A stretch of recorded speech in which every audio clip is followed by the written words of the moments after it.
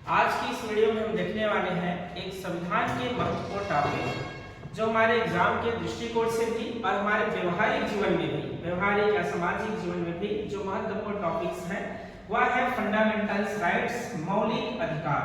मौलिक अधिकार जो है जीवन में महत्वपूर्ण है, इसलिए इसे संविधान में स्पेशल रूप से इसको उल्लेखित किए गए हैं।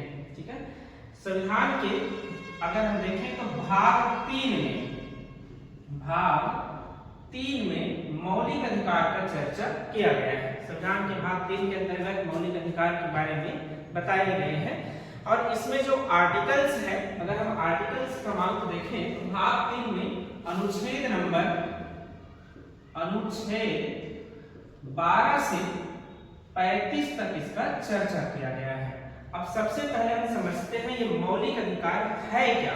ठीक है, मौलिक अधिकार की हमें आवश्यकता क्यों है। तो अगर हम किसी भी प्रकार के जीवन के पहलू को अगर हम समझें तो हमें हर एक हिस्से में जीवन के विकास के लिए हमारे कुछ राइट्स चाहिए, कुछ अधिकार चाहिए रहता है। ठीक है, इसके अभाव में हमारा विकास रुक जाता है। तो व्यक्ति के चहुमुखी विकास के लिए यहाँ पर एक शब्द उल्लेख किया जाता है, चहुमुखी। अब चहुमुखी विकास का अर्थ क्या हो सकता है? हर प्रकार के विकास, हमारे सामाजिक विकास, आर्थिक विकास, राजनीतिक विकास, सभी प्रकार के हमें अधिकार प्राप्त हो सके, हमें सभी प्रकार का जो है विकास प्राप्त हो सके। तो व्यक्ति के चहुमुखी विकास के लिए जो मौलिक अधिकार है ये बहुत ही आवश्यक होता है। ये हमारे विधायिका और कार्यपालिका से आपको बचाता भी है। अगर क्या हो कि विधायिका जो है आपके अधिकार को रोके। ठीक है, जैसे हमें जो है धार्मिक स्वतंत्रता का अधिकार है, अभिव्यक्ति का अधिकार है ना।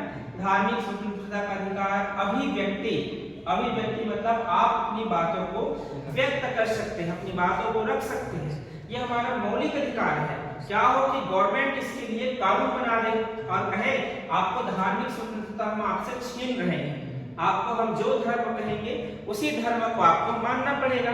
ठीक है, या कहे आपको किसी भी प्रकार के राजनीतिक टिप्पणी आप नहीं कर सकते। जैसे अभी मान लीजिए जो गवर्नमेंट में है, अगर आप उसके खिलाफ कुछ बोलते हैं तो हो सकता है आप पर देशद्रोही का आरोप लग जाए। ठीक है, कुछ भी हो सकता है। तो आप अभिव्यक्ति की जो है चीजें आप नहीं कर सकते, अभिव्यक्त अपनी बातों को नहीं रख सकते। इस प्रकार अगर कंट्रोल करना चाहे कार्यपालिका विधायिका तो इसके लिए उसे कानून बनाना पड़ेगा।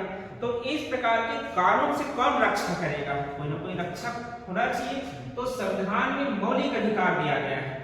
मौलिक अधिकार जो है पूर्ण रूप से ये आपके अधिकारों की रक्षा करता है, आपकी धार्मिक स्वतंत्रता की रक्षा करता है, आपकी अभिव्यक्ति का रक्षा करता है। और इस अधिकार को लागू कराने के लिए सरकार ने न्यायपालिका का निर्माण किया है। हमारे यहाँ न्यायपालिका के बारे में बताया जाता है कि न्यायपालिका जो है संविधान का संरक्षक है। अब किस प्रकार संरक्षक है? जैसे सरकार ने नियम कानून बनाया, आपकी धार्मिक स्वतंत्रता को रोक दिया, आपको इस देश में रहना है तो जय श्री राम करना ही पड़ेगा। इस प्रकार अगर कोई नियम बना दे तो कहीं ना कहीं कुछ वर्गों के लिए ये गलत है, क्योंकि वह जो है इस पर आस्था नहीं है या किसी को आस्था है तो उसके लिए सही है। ठीक है, अगर जिसे आस्था नहीं है तो उसके धार्मिक स्वतंत्रता के खिलाफ है। तो अगर उनका धार्मिक स्वतंत्रता हनन हो रहा है तो रक्षा कौन करेगा? संविधान तो कर ही रहा है, बट उसे बचाने के लिए कोई चाहिए, तो न्यायपालिका है। न्यायपालिका जो है इसे लागू कराने के लिए जो है सक्षम है। ठीक है, मौलिक अधिकार को, इसीलिए मौलिक अधिकार जो है ये वाद योग्य होता है। यहाँ से प्रश्न बनता है कि मौलिक अधिकार वाद योग्य है कि वाद योग्य नहीं है। वाद योग्य क्या होता है? ऐसे अधिकार जिसके हनन होने से, ठीक है, या जिसे आपको अगर प्रदान किया गया है और आपका इसका लाभ नहीं मिल रहा है तो उसके लाभ लेने के लिए आप न्यायालय का शरण ले सकते हैं, न्यायालय में वाद विवाद कर सकते हैं, न्यायालय में आप जा सकते हैं। ठीक है, तो यह जो है वाद योग्य होता है, इसमें सभी प्रकार की सुनवाई न्यायालय करेगा मौलिक अधिकार से दिए हुए। तो अब आते हैं कि संविधान में कितने मौलिक अधिकार का चर्चा किया गया है, किस किस प्रकार के मौलिक अधिकार हमें दिए गए हैं, इसे सरल भाषा में हम समझने का प्रयास करेंगे।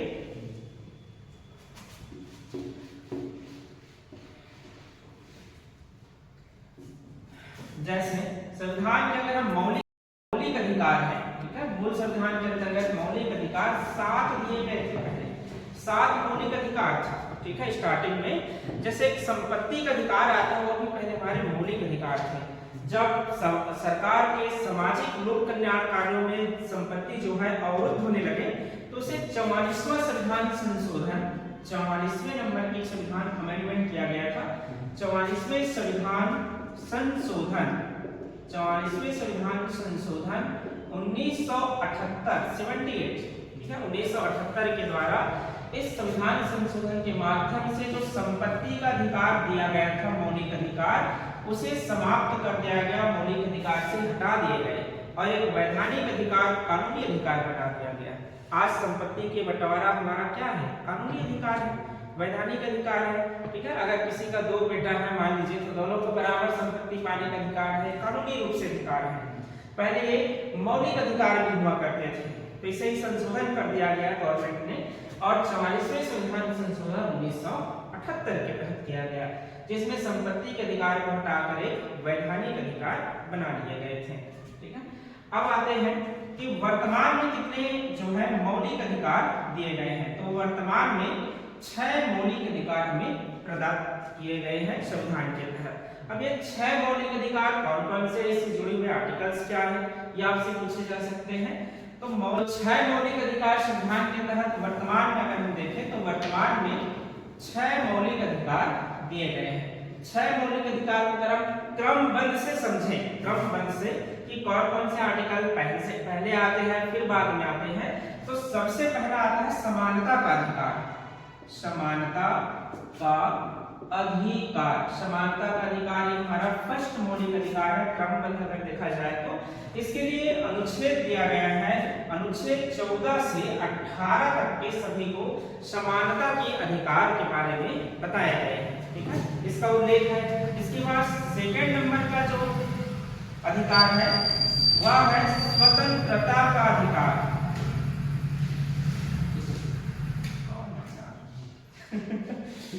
कंटिन्यू करो मनीष। कैसे मनीष का डिस्टर्ब कर दिया यार, मैं कहा डिस्टर्ब कर रहा है तो बोलते हैं और बोलते हैं बात कर रहे हो भाई, डिस्टर्ब वाली बातें नहीं है, सवाल नहीं है। गाड़ी नंबर का काम कर साउंड पहुंच गया क्या?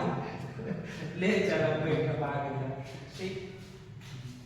जहां तक सुना था फर्स्ट समानता का अधिकार जो दिया गया है अनुच्छेद 14 से 18 तक दिया गया है। इसके बाद सेकंड जो मौलिक अधिकार है वह है स्वतंत्रता का अधिकार, स्वतंत्रता का अधिकार। तो स्वतंत्रता का अधिकार ये अनुच्छेद है, अनुच्छेद नंबर 19 से लेकर 22 तक, अनुच्छेद 19 से 22 तक स्वतंत्रता का अधिकार के बारे में चर्चा किया गया है। आगे इसे हम डिटेल से पढ़ेंगे। पहले 6 मौलिक अधिकार कौन कौन से प्रदान किए गए उसे समझ लेते हैं, ठीक है। तो पहला समानता हो गया, दूसरा स्वतंत्रता हो गया, तीसरा जो मौलिक अधिकार है ये शोषण के विरुद्ध अधिकार है, शोषण के विरुद्ध अधिकार जो है प्रदान किए गए हैं। इसके तहत जो अनुच्छेद दिया गया है वह है अनुच्छेद नंबर 23 से 24 तक, 2 आर्टिकल इसके तहत प्रदान है, 23 और 24। इसके बाद चौथा जो मौलिक अधिकार है वह है धार्मिक स्वतंत्रता का अधिकार, जिसको मैंने स्टार्टिंग में आपको उल्लेख किया था कि धार्मिक स्वतंत्रता का अधिकार हमें प्रदान है। तो धार्मिक स्वतंत्रता का अधिकार है, धार्मिक स्वतंत्रता का अधिकार, धार्मिक स्वतंत्रता का अधिकार की जो चर्चा है ये 25 से लेकर 28 तक किया गया है, धार्मिक स्वतंत्रता का अधिकार के बारे में बताया गया है।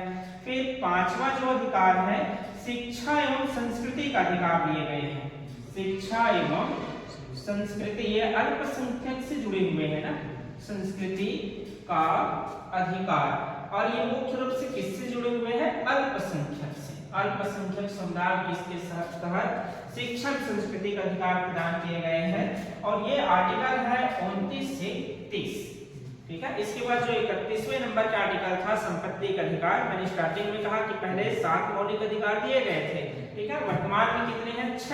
6 मौलिक अधिकार हैं। तो जो 7वां मौलिक अधिकार उसे हटा दिया गया 44वें संविधान संशोधन के तहत, तो अनुच्छेद 31 डिलीट हो चुका है, ठीक है।